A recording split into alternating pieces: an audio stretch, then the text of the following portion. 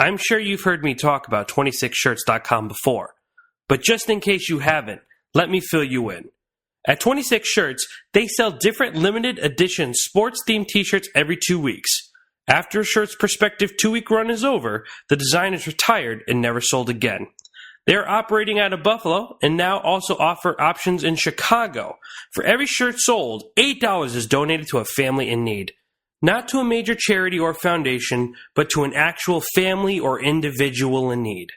To show our support here at Chasing Cinema, when you buy a shirt, we will automatically put you into a drawing to win the next shirt free.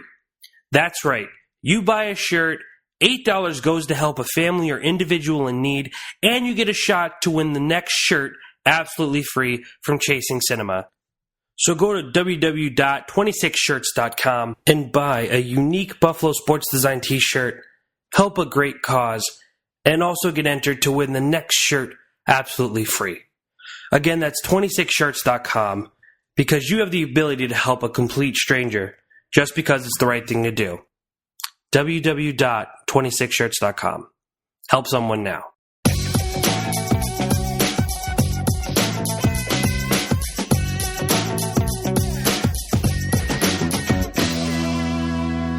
What's up, guys? We're here at AMC Town Square with Chasing Cinema. JamesShoe.com, and we have two very important things to talk about. Three important things we got to talk about. Number one, if you have not seen our video with the director of Inside Out, Pixar's brand new film, and then he helped make, direct, produce, write, story, clean up, Toy Story trilogy, Monsters Up. Yeah. Watch that video, because this man right here interviews the big dogs, the writer, producer, director of Inside Out. That video is already live. Do not miss that. Second big thing, it is Age of Ultron week. We are getting prepared. If you do not have your tickets yet, what are you doing? Get a hold of me and make sure you're at our premiere this coming Thursday at AMC Town Square in Las Vegas. You better reserve them, because I've already reserved mine for yours. And it is going to be a complete madhouse. It's going to be like old school, thousands of people coming in here dressed up in costume madness. But let's get straight to the video and why you clicked on this video and what we're excited to talk about. CinemaCon, Las Vegas 2015, Chasing Cinema. I have so many things to talk to you about this year's CinemaCon, but before we get into that, for the viewers that don't know, what is CinemaCon? So CinemaCon is the biggest film convention that we have here in Las Vegas, and though it does cover a lot of what movies are coming out and celebrity status, CinemaCon is actually a convention made for movie theaters. It is for movie theaters all around the world to kind of meet up and talk about the new technology as far as seats, projectors, all that stuff that is going to be introduced into movie theaters. They also have a whole entire wing of a trade show dedicated to the food you could eat. I tested edamame, which is under this company called Edamovie, which would be a healthier option at the movie theaters. And what'd you think? And they were good, but they were not as good as the Oreo churros with cream dipping sauce. That was phenomenal. So I don't know if AMC will be getting them, but I think we should. Any other good food? There was a lot of, there was frozen yogurt, there was a bunch of stuff. Unfortunately, there was so much going on as far as movies and stuff, I didn't spend as much time as I would like to in that food heaven. But we got to explore different Oreo churros, bro. It was really good. But there's a lot of things going on. But CinemaCon really is kind of the foundation of movie theaters getting together and filmmakers and movie studios. Each movie studio is their major studio, from Sony to Universal to Warner Brothers, Paramount, and they're all promoting their works, telling theaters this is what we have coming to you in the next couple of years. There's a lot of major announcements announced at CinemaCon, which I'll probably get into in a little bit. But basically, it's just a huge film convention out here in Vegas. You know, I know that you hooked me up with meeting the director of Inside Out with Pixar. That was a lot of fun. We did that at UNLV. And then you've been actually running into some celebrities. And I know that you ran into a Las Vegas favorite, Greg Devereaux. Yes. The Magic Devereaux. You ran into him? Yes, I did. He was at the Universal presentation today. That's pretty cool. Yes. And then now we're going to talk a little bit about Hollywood. You ran into someone that I'm extremely 100% just jealous, hate you for it. You met Superman, the Man of Steel himself, Mr. Henry Cavill. Yes, I ran into Superman, Mr. Cavill, actually just in a crossing. I just so happened to kind of pass by him in the middle of this in-between type moment. I didn't get a picture with him or anything. There was a lot of security around them. I would have loved that one. But he was looking very, very very huge that day. And honestly, at first glance, I didn't recognize him because he had this huge beard grown out. And yoked! It was one of those things where you're like, oh, yeah, cool, nice. Wait a minute, that was Superman, and there was a few other situations like that, sometimes... Tell me about, okay, are you going to say Henry? Well, I was just going to say, sometimes as press, you don't want to step on the line and kind of let that fan out of you. You still want to stay professional, so, it's kind of hard always to balance and figure out when's right, when's not. I know today you ran into, today at the time of this recording, Thursday, you ran into Kevin Hart. Yeah, I ran into Kevin Hart, and, it was also an opportunity where I was like, I probably shouldn't ask to take any photos, but I did say hello to him. I went over and shook his hand, but he had an entourage of about 17 people, like huge. And I mean, I was like, because, we're talking to him, and he has an entourage of all these people, and you can't see him. He hides kind of in between them, and I'm not saying like he does it intentionally or anything, but he was a really nice guy. It's just incredibly hard to even get around to him. Okay, cool. And then I know you also, so you ran into Henry Cavill, you ran into Kevin Hart, and then on the other side, you ran into, or you not even ran into, but you interviewed, took notes over on the Fantastic Four. Yes. We have the sister of the beautiful Rooney Mara, Kate Mara, Michael B. Jordan, Miles Teller, and Jamie Bell. Jamie Bell, how's that? Well, we had 2 interviews with them this morning because one through exclusively to 20th Century Fox and then one for the award ceremony. So when I was talking to Miles Teller today and Kate Mara, Michael B. Jordan, I had this private intimate one, which is kind of, they all saw Unfriended. I bet you they're excited. It was really intimate, but unfortunately, there was a lot of unorganization. It actually happened during the exact time during the 20th Century Fox presentation, which is kind of annoying. So a certain amount of press went there, a certain amount of press went to the presentation to see what 20th Century Fox was advertising. But overall, it was an awesome experience. I did, again, get to interview them later in a press conference where basically multiple press is sitting together. They're on a stage, kind of like an NBA and stuff like that, and you get to just shoot out questions. But everyone was very nice. Miles was obviously the outspoken one of the group. Kate really didn't say much at all. You hear a lot about Miles Teller, like he's very arrogant. I don't want to start something. Like, I'm not sure, but from what I saw, it seemed to me that there was a little tension between them 4. Maybe because they were stuck together all day. Like, it wasn't anything to the point where, like, they were rude to each other.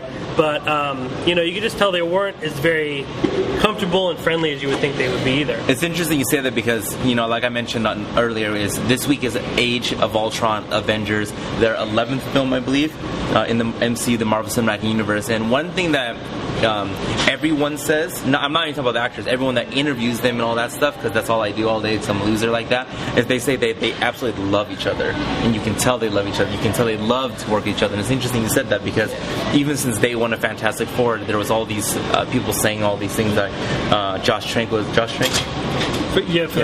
Trank was hard to work with, he was a diva, and then all the actors didn't, so that's interesting you said that. I'm just not sure if they're more of a sarcastic bunch, but there were a few moments where I felt like the sarcasm kind of was just fake, and they were like, oh yeah, he's kind of annoying, but it wasn't. He's kind of truth, I don't know. I might be reading into it. I don't want to start any rumors, because they were all really, really nice. I wish Kate would have talked a little bit more. How did Kate Mara look? She looked great. Yeah. She looked wonderful. I love Rooney, bro. It was funny because Michael B. Jordan is in this beautiful looking, suit, and then Miles Teller is just like in a polo and jeans, and you could just tell how they all work together. But Michael B. Jordan also is a really, really nice guy, so that was really fun. It made me kind of more excited for the movie. Yeah, I'm jacked. That final trailer, or I don't know if it's the final, but the newest trailer, the latest trailer was really good. Really, really got me excited to see that film. And I'll be posting the interview with the second interview, the press conference with Fantastic Four, on our YouTube page. We'll be posting a few other interviews with Rose Byrne and a few other people we'll talk about. Hey, Rose Byrne was banging. I love Rose Byrne. God, man, and that I went out of my way to interview her twice. And that interview, or she was that so accent, lovely, bro. She was and she was so nice, like beyond nice. I didn't really run into anyone that kind of was, rude or anything like that. Everyone was super nice. Guillermo del Toro, oh my God, you want to talk about a nice guy? And it's so funny. Even Kent was saying he kind of looks like my doppelganger. What is it? Doppelganger? That's when a piece of poop is off your butt? No, that is when you have someone looks just like you. Oh, okay. Sorry. But really nice guy. Chris Pratt was entering the back to promote Jurassic World, and all the security was behind him, and then just a couple steps back was Del Toro, and everyone's like, Chris Pratt! that? And I was out of nowhere, just, Del Toro! So I went over to him and I was really talking to him, so I had a little bit of a chat with him. I did get a picture I'll be posting on Instagram later, so follow me on Instagram at Jacob Tiranno. By the way, FYI, just so you know, incidentally. So he was a real sweetheart. I mean, he was probably one of the nicest people that I met this week. That's so awesome. And then you met my boy, $100 million worth man, Mr. 50 Cent. He was so nice too. He was, and he was so open. He actually, after the one of the press conferences, was talking to us because sometimes I get it, and I get it's their job. Sometimes they just want to get out of there. But 50 was real nice to sit and talk. He was very just casual. He wasn't, because granted, these people do this, 12 hours. Yeah, 12 hours, and they don't just do it at this convention, at that convention, at this press conference. They answer the same questions, because granted, I don't know why, but sometimes press ask stupid questions. But he was real, just casual and being very open. It wasn't anything that seemed predetermined or anything annoying. So that was real nice. He was a really nice guy. The only question I didn't get to ask him was who's going to win, Pacquiao or Mayweather. Oh, you totally should have, bro. But we were talking. Totally I actually was talking to him because he's going to say Pacquiao. Not many people know this. Said that 50 is a movie producer. He's produced a lot of movies that go straight to Redbox and DVD. But as he pointed out today in our conversation, those movies go to other markets. So it's not just a demeaning thing like, it goes straight to DVD. He actually doesn't have the humongous budget, but he produces the movies that he wants. He's directed one, and today it seems like working with Paul Feig on the movie Spy, which will be coming out soon, that he's really inspired to possibly direct more, and that was the conversation we had. It's interesting. Dude, that's what's so interesting, too. I know this is totally off subject, but it's like, this guy is a freaking gangster. Literally was a gangster. Literally shot, 6 times, was it? 9 times. Shot many of times, lived, came out, his album, obviously started G-Unit, obviously blew up thanks to Eminem and Dr. Dre, obviously made a lot of money. Then Smart Water, Coca-Cola, now worth $100 million, left the gangster scene, doesn't really do music anymore because now he's into film. Now he's directing. I mean, come on. Even if you hate it or love it, 50 Cent's still on top. Sorry, game. And he addressed that pretty well. He goes, I love music. It'll always be my outlet. But, it got easy for me after a while, and I wanted a challenge. And he said he started acting. And he started acting, and now I want to start producing and possibly start directing. He was teamed up with Paul Feig during this entire, kind of conference. So him and Paul Feig really gelled well off of each other. And, he was just complimenting how Paul Feig dressed. But Paul Feig was also a really, really nice guy. That's Melissa McCarthy's husband? No. This is the director that usually works at Melissa McCarthy. Apologize. Yeah, he directed Bridesmaids. He directed The Heat. He's doing Ghostbusters, the new one. He's doing the new Ghostbusters. He did Spy, which is coming out with Melissa McCarthy. But 50 Cent isn't in Spy, is he? Yes, he is. Didn't know that. Yep, he was on the Spy. Yeah, Jude Law's in Spy. Rose Byrne. Yeah, I knew Rose Byrne. I knew that. Okay, I didn't know 50 was in that. 50. He doesn't have a major part. I was surprised. That's fine. But he's a big name, so they were like, "Hey, let's get him." 50. Very nice guy. 50, yo. I don't know what that means. I don't either. Okay, so that was a lot of fun. Rose Byrne. That was just to back up real quick. That was one of the hardest decisions I ever had to do, though. As someone in press, I was like, do I address this man as 50, or do I call him Mr. Jackson? Do I call him Curtis? That was really tough. If I had to assume it's Mr. Curtis Jackson, he would have loved it more. Well, his response, someone actually asked him that. They said, "What would you like us to call you?" He says, "Whatever you're most comfortable with." That's what I'm saying. Just such a genuinely nice guy. Big old smile the entire time. A few other people looked like, "All right, I'm here. What's going on?" But he was so Miles excited. Teller looked like that. No. I actually come on, respect that virgin, bro. I was gonna ask him for you, but no, I was a little bit awkward. No, I didn't want you to ask that, bro. Get kicked out of CinemaCon. Okay, so that's awesome. You met mucho celebrities. Yeah. Ran into a bunch of people. A lot of people you look up to. A lot of people you respect. A director of Pacific Rim that you respect.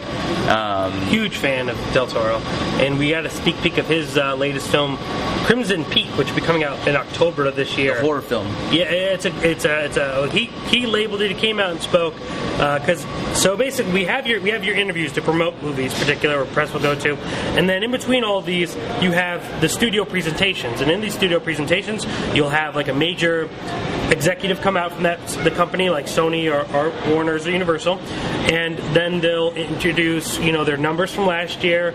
They'll maybe tease what's coming out in future years, and then they'll have a whole slate where they'll have directors or actors come from a specific movie, show you an exclusive clip or a trailer, and then they'll just keep doing that. So Universal's was really awesome, and that's where Del Toro was to show a peek of Crimson version of Crimson Peak, a peak of Crimson Peak. Does that look good to you? Pun intended. Well, you know what? A lot of the footage that we saw wasn't complete. So when it comes to footage and things like that, sometimes you can't really have your critical eye on, because some things that you're seeing isn't supposed to be there or not really finished. But I'm just a fan of Del Toro. Even though I wasn't crazy about Pacific Rim, I am excited to see Crimson Peak.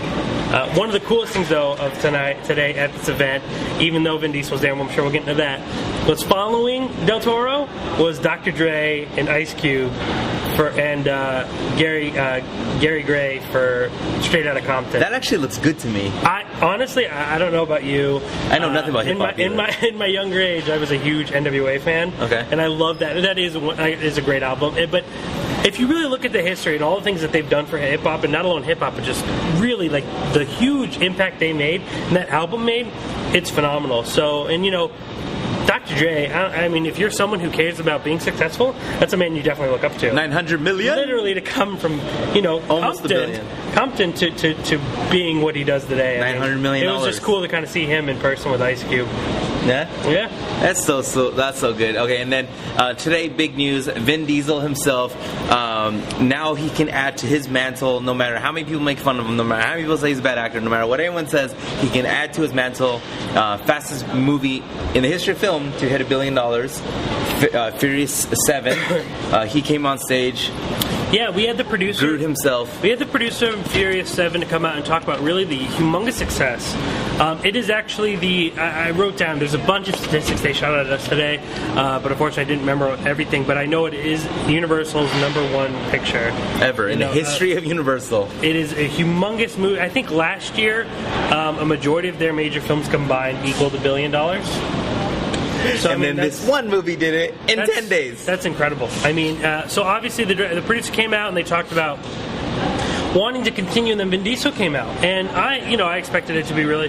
But Vin Diesel got really emotional because on the clip that we saw, it did show the ending of Furious 7. Damn, that's the last scene. Hashtag for Paul. And, you could hear the kind of people getting sniffles in the theater.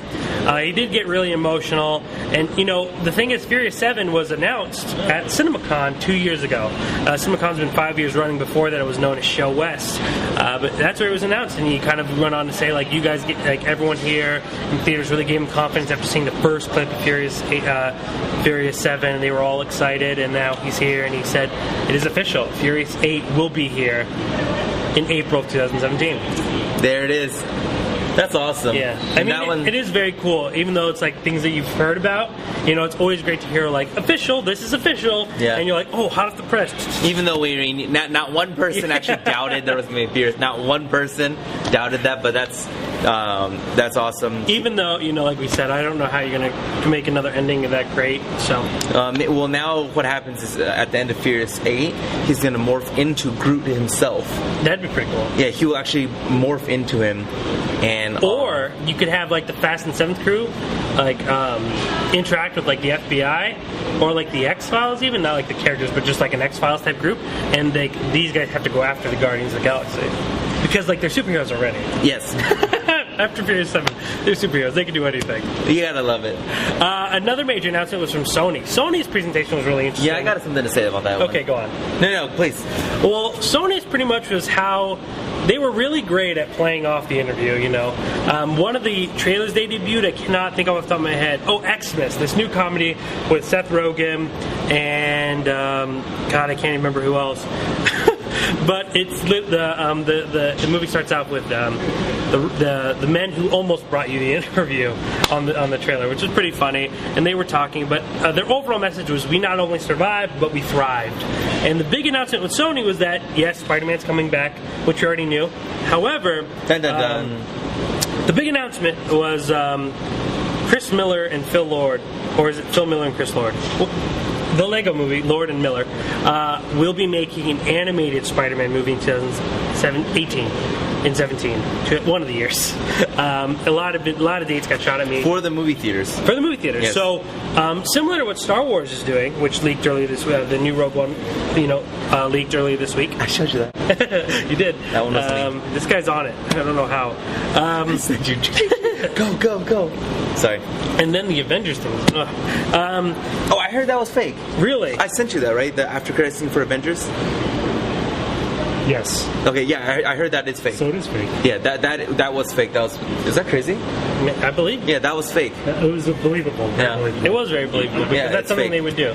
Yeah, They just want us to believe, and then you're going to go and you say, No, my friend already saw Avengers. Gotcha. Yeah. Dave McAvoy. Where was I? Makes sense. Oh, so like Star Wars fashion, where they'll be making an episode every other year and a spin-off every other year, Spider-Man will be making the regular films every other year, and it seems like they're going to try to make the animated Spider-Man films every other year to explore his origins and his backstory and probably do all the fun stuff that they're not confident that could really sell a major motion picture. Well, really, because, I mean, you can't have him fighting Doc Ock in this animated movie and in the real movie. It's just not good. So, I mean, we're going to probably see a lot of high school Peter in the animated stuff. It's interesting. Originally when you told me, I was like, oh, they're gonna make a animated movie one, so instead of giving us the entire backstory again for the fourth time, right? There was a theater owner behind me who was just like, again? Like he was like, he first heard that Spider-Man was coming back, and he was just like, what are they thinking? He was cracking me up. He's just like, again? We don't need to see it again. He was cracking me up. No, but he's right though, dude. Okay, so we've seen it like 3 times. Right? We don't need another origin. We don't need another origin story, and so when you told me that, I was like, animated movie instead of give the origin story. I was like, yeah, I guess that did make sense to me. You know, I was thinking that did make sense. So I was like, okay, I could deal with that. But then every other year, that's what I was just like, huh. Well, that wasn't official. Like, that's not. That's not. Well, like what the gentleman said, his plan is that they will make movies as well as they're making the other one. So it wasn't necessarily like an every other year guaranteed thing, but it sounds like they're going to try to keep them every I'm other. curious though if I want animated Spider-Man. I don't know. To be honest, this is what I really have to say, and I might upset some people here. There are still some You superhero do that movies. a lot. I know, you're right. Since when did I actually that matter? I honestly feel that there are some superhero movies that have not surpassed their animated, predecessors. Batman: Mask of the Phantasm. Dude. Like, there's a lot of great Batman say movies. hallelujah. There's a lot of great Batman movies, but if you've never seen Mask of the Phantasm, you're missing. Dude, Roger Ebert made it a deal to put that on his television show, and his producer was like, no one's going to go see that because he loved that movie so much. And he's not the only one. That is a great movie. No, Batman: Mask of the Phantasm, if you want me to rank that sucker of the all-time favorite Batman movies, that's guaranteed, I'm sure, top 3. Easy. Yeah, I'm sure it's top 3. Yeah. I haven't actually made my list, but that movie is so good. Amazing. Yeah. It is really good. But, I mean, there's a lot of great animated, and especially now that they're kind of redoing the animated movies, like on the straight-to-DVDs and stuff, a lot of them are really solid. So I don't mind that Arkham Asylum one was good, too. Harley Quinn, woo! I mean, it's just like, I don't mind it. Let's Margot do it. Robbie, I'm all about it. I actually think it's a really interesting step to go. At first, I was like, I was kind of... What? Oh, I thought that's what you were thinking. Well, I was like, is that where we're going to go at all? Like, I thought that was their main vision. But then he kind of went on, he's like, we'll do this in between this. And I was like, damn. Because I think it'd actually be really ballsy. I don't know, I'm sorry about that. So in the MCU, we see him live, and then on Sony, we only saw him animated? I would hate that. He flies on from one screen to another, and he just turns into a cartoon. No, actually, when you say it like that, dude, that's cool. Right? Yeah. But that would be kind of... But to me, I would think that... To me, that feels different. You tell me another Spider-Man movie comes, I go, you say it's an animated one, I'm like, all right. Here we go again. I'm down. So that was another really cool part of the convention. I'm trying to think of the other things. I saw a trailer for Everest, which looks phenomenal. That looks really, really good. Who's that starring? There's a lot of people in that. Josh Brolin's in that movie. And it's about climbing Mount Everest? It's about a group of people climbing Mount Everest. It is... or is it like Titanic, using a real thing? I don't know if this one's based making on a fake story. I think it is based on a true story. I'm not sure how real it is. I don't really know the event. But it is about these people who climb Mount Everest and hit a major storm. So it's about them getting down from Everest more. You ever see it live? I'm not sure. The soccer team gets crashes and then they do cannibalism on each other? No. True story. I believe that. Pretty freaking intense. Well, I don't know if that happened. That came out like 95 or something. Can you see that? Yeah, bits and pieces. I remember it though. Straight Outta Compton, we saw that trailer. What else? A new one or the same one? It was an extended one, so it showed a little bit more. That movie looks good to me. And I know nothing about hip hop. I honestly believe, I'm saying it now, I honestly believe that will be one of the strongest movies of the year. I believe it. Man, there's been so much. We saw an extended Minions trailer. Sorry, I have to see if I have a customer. Okay, no, I don't. Go ahead. This guy's always working. Just a lot of stuff. So, I mean, there was a lot of trailers, a lot of stuff. I mean, honestly, it's all starting to blend now. There was an incredible luncheon today that focused on independent cinema and how we're going to keep it alive. Julianne Moore and Jay Roach were a part of it. Jay Roach, the director of Borat and, a few other really popular comedies. Beavis and Butthead? No, I don't think so. Okay, sorry. No, you might. No, I'm not sure. He's working on a new film called Trumbo, which I don't know very much about, but Julianne Moore was there. That was exciting. How'd she look? She looked good. Yeah. She's one of those people, because I ran into a few people and you're like, wow, because that happens sometimes where you're just like Ed Helms. Ed Helms looked a little bit different. Like, I was kind of thrown off that it was Ed Helms. Julianne Moore looks exactly how she looks. Like Julianne Moore? Yes. And she doesn't wear a lot of makeup. And she's pretty. She's, awesome. Amy Schumer I got to meet, and she's just like how she looks. She's beautiful. And a lot of people give Amy Schumer slack for some reason. I think she's hilarious. I think she's gorgeous. But your favorite, Rosie Byrne? God, she was awesome. I love Rosie Byrne. She was so beautiful. But she was just so nice, too. So it was like no reason. And she has the accent. So the triple threat. One of the stories that we talked about during the interview was how her first day in LA and how everyone's kind of talking about, well, how was your impression of Hollywood? Were you nervous? She's like, honestly, the one thing I was concentrating on more than anything was making sure I was driving on the right side of the road. She was just great. I'm trying to think of any other interesting stories as far as celebrities, because I know that's probably the more interesting part of CinemaCon. Overall, though, while you think of that, how was your overall experience? It was awesome. Honestly, it was really, really fun. It was so awesome to kind of really immerse yourself for a week and all these amazing things that are happening. And, you hear people talking about theater dying, and I don't mean actual live theater, but I mean movie theaters dying, and you hear about people talk about piracy. How you don't need, people watching, movies on their laptop and stuff like that. And then you see some of the things that we're seeing today. For instance, we were they've had this testing before, but a major part of the CinemaCon was the 4XD, which is a new technology that allows numerous advantages such as scent, movement, wind, rain, fog, bubbles, air. I can't remember all 13 things, but that is something that's going to come. That's going to be here very shortly. That's going to make movies that much more experience.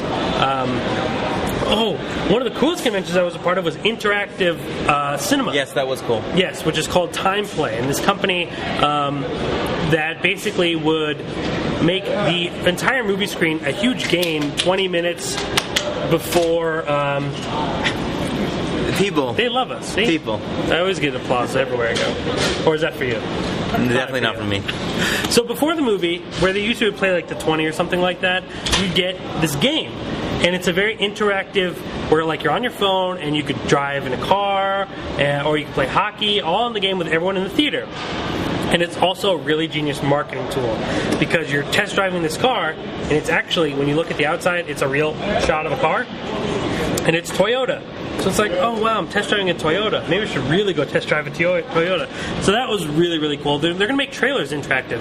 And what this technology does is, some things are cool, some things I think are neat. I don't know, because you have to download an app to participate, right? And that's not hard, that's not difficult. It's free, people will do it. We watched the Hunger Games trailer, and at the end it asked, who's the bravest Hunger Games zealot, or whoever. And it was a poll. Now, I don't know if I would download an app and participate just to do a poll. However, when we're doing this Lego movie trailer, and we're actually driving the Lego car with our characters to save them, it does make the trailer interactive. But I also didn't really take in everything that I was watching.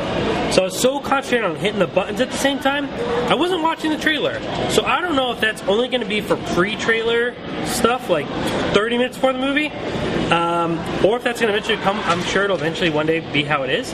But it's kind of scary, because I don't want people's phones out when I'm watching trailers, and I don't want to actually see stuff. So I don't know, but it was a lot of interesting stuff and technology like that really kind of made it awesome experience to see what's coming. What would you think if they took a 2-hour movie and turned it into a choose-your-own-adventure, and the movie would literally, every 15 minutes, pause, and then interactively, out of a theater of 300, we all went to the app and polled, and then that's the next part of the movie we went to. Well, What do you think of that? movies I don't know, but that is actually part of their thing for commercials. So you're watching this commercial, and it has a guy and a girl, and about 15 seconds in, it says, whose story do you want to watch, the girl or the girls, the guy or the girls, and you have a really quick clock, and everyone does majority, and it shows the percentages, and everyone chose a girl, and we started following the girl. And we continue to do so as it's split up every 15 seconds. Now, I think that'd be really cool. I mean, it's a cool experience, but you can't. I think it'd be really hard to get emotionally connected because you're so worried about outside the movie not being fully invested into a movie and concentrating. Because when you're in a movie, you're immersed, you're paying attention, and sometimes you're watching a movie and like someone can interrupt you, and it's like actually interrupting like something you're like reading. It's like what I can't like that. I think it's something cool for certain movies and maybe certain trailers and advertisements, but I don't think it would work as a major motion picture thing. That's fair. You got anything else for us, brother? Man. Great week. I'm going way more detail than I do right now in the individual videos that I've been publishing on YouTube. My interviews with Michael B. Jordan, my interviews with Rose Byrne, Paul Feig, all that will be available. Paul Rudd, Alan Arkin, who received a Lifetime Achievement this year because they do an award ceremony at the end of the night. It was very, very awesome. All that will be posted, and then I actually on the YouTube? On our YouTube page. Okay. Or chasethecinema.com. Yes, you'll be able to find all that Either stuff. And if you don't know, be sure to go to chasethecinema.com's YouTube channel or chasethecinema.com period, so you can see all the videos done. There's like 5 videos a day. Yeah. And that way you can get literally updated on everything that made anything matter, anything that rumbled in the world of movie news on chasethecinema.com. Yeah. So this week, if you go back and kind of look at everything, it really was focused on CinemaCon, especially today will also, and so will tomorrow even, because there's so many interviews. There's so much. I can't wait to see the interviews. The interviews, are very awesome. And then I also like right after when my mind is fresh, because right now everything was kind of going in today with all the interviews and stuff. I don't remember all the dates, but I usually do a breakdown of every event that I went to, which will also be on there. But normally what happens is I talk about movie news and casting updates. For instance, I have to talk about this because to me, out of all the movie news, Superman and Batman and Star Wars, you want to know what I was like giddy over? What? The fact that ABC is bringing back the Muppets. Oh, I thought you were going to say Fuller House on Netflix. I'm jacked for that. That's cool. But they're bringing back the Muppets, and they're doing it mockumentary style. So it's going to be like The Office, and it's going to follow the Muppets on and off the Muppet Show. I don't care if you guys are excited. That's going to be so cool. I hope that's real. I mean, that was ABC's definitely bringing it back, but they're saying they want to go like a mockumentary style. So it'd be like watching The Office, only with Kermit the Frog. Hey. You can see like him interacting with Miss Piggy like off screen, kind of. And how they really get along. Or do they get along? That is the coolest thing. There's some news about Beauty and the Beast. Ewan McGregor was cast as Lumiere. Daredevil already achieved... Lumiere. Yeah, Lumiere. Well, that's the French way to say it. It's Lumiere. I cannot wait for Beauty and the Beast, dude. Emma Watson as Belle, number one. I'm praying because Cinderella didn't do it. Please, Disney, give me all the songs I want to hear. Yeah, we were talking about that when we Make it saw a musical. Cinderella. Make it a freaking musical. At least A Tale as Old as Time. Oh my god, dude. If they do, because my favorite Disney movie of all time is Beauty and the Beast. Yes. And if they do that for me, Emma Watson singing, and plus we have... well, we don't need her singing. I do. Miss Potts. Who's playing Miss Potts? I know who's playing Miss Potts, but I don't remember. Everyone's been announced. The Candlestick is... That's Lumiere. That's not the Candlestick. His Cogsworth? Cogsworth is... Cogsworth's, Magneto. Thank you. Yeah, Ian McKellen. Ian McKellen. I'm pretty sure I want to say Julie Andrews is playing Miss Potts. No, Emma Thompson is playing Miss Potts. Yes. Nanny McPhee. I don't know if she could sing. I don't remember if I ever heard her sing, but I don't know why they just didn't get the original Miss Potts. Jessica. Or you could have got Jason Alexander again. But I'm glad they're like making a character just so Stanley Tucci could be in it. Who is he playing? He's playing this piano. Like he's not a character. Like they're making him up so Stanley Tucci could be in it. Really? Yeah. And I love Stanley Tucci. Stanley Tucci's awesome. Daredevil got a second season way before anyone thought it was going to even happen. Dude, Daredevil right now, I'm in episode 5, 6, 7. Boo, bro. That movie, that Daredevil is freaking fantastic. Because I wanted to keep you guys updated with CinemaCon, I haven't uploaded one review of any of the Daredevil series. But you're doing each episode. Each episode, so that'll be coming to our YouTube channel as well. Yeah, I can't wait to actually debate. We should do that together, maybe. Yeah, we'll do a podcast when we're all done. I hate podcasts. You can't see no one, man. All right, we'll do it here. We'll do it like this. Anyway, are we done? I think we're done. I don't even know if anyone's watching anymore at this point. And if you are, we appreciate you. I do appreciate that. But it's like this is what me and James do. We sit here and we talk. No one's listening anyway. This is what we do. Honestly, this could be like our podcast too. Hey, don't forget Facebook and Twitter in the description box. Like and follow this guy. You're beautiful. But don't forget to follow my boy Chasing Cinema. This guy, man, you have no idea, bro. Real film opinion from the real mind of Jacob R. Tiranno, man. Oh wow, gets me jacked, bro. I know I get you jacked, but do I get you jacked like I will next week? Avengers: Age of Ultron, bro. And I just got a text and word that we get to go to this press screening. And then it's. I don't know. I think the next week's kind of slow, but the following week you have Mad Max. Oh my gosh, bro! I'm getting more and more excited for that. Is going to be freaking like okay. Number one, Charlize. Anyone who can look is bald that can look banging still is banging. She was there. Charlize with hair. I honestly, unfortunately, did not get to interact with her, but she was there. But did she have hair? I don't know. Oh my gosh, dude! Charlize Theron is freaking absolutely stunning. But I heard she was there. The Rock was there. I missed him too. I was bummed. I know. The Rock. The Rock is freaking like just this inspiration, bro. He's just like makes you realize you could be the best. Anyway. Yeah. Anyway, this is what me and James do. Like, this isn't even like we're on. This is just how we talk every day. This is just like literally how we talk to each other, actually. But yeah, next week, make sure to reserve your tickets to this, man, because it is going to be huge here, and I want you to be a part of history with us. I see the movie way in advance, but you know what I'll be doing Thursday night? I'll be here celebrating with this guy because it's so much fun to come to these screenings. The big movies, man. The big movies. And that's what CinemaCon is about. Celebrating film. Each week, me and James come here and we celebrate a movie. We are going to celebrate the movies that Marvel has produced on Thursday night, so make sure you're a part of that. And if you're not doing anything on Saturday, please come down to the West Sahara Library where James will be giving his beautiful mobilizing people speech or lecture, would you say? How to be an entrepreneur. How to be an entrepreneur lecture. And it's incredibly inspirational. I would honestly say that a huge majority of my success is based off of listening to everything this man has said. So make sure to tune that. I'll be there doing that too because I like to get motivation. And as we say here, we're fired up in a big way right now more than ever before. Fired up, passionate, motivated in a big bad way like never before. Oh, I did it. Ladies and gentlemen, I'm Jacob Tiranno of ChasingCinema.com. That's James Hugh of Mobilizing People. We're out. And don't forget the Chasing Cinemas, the Film Lovers website.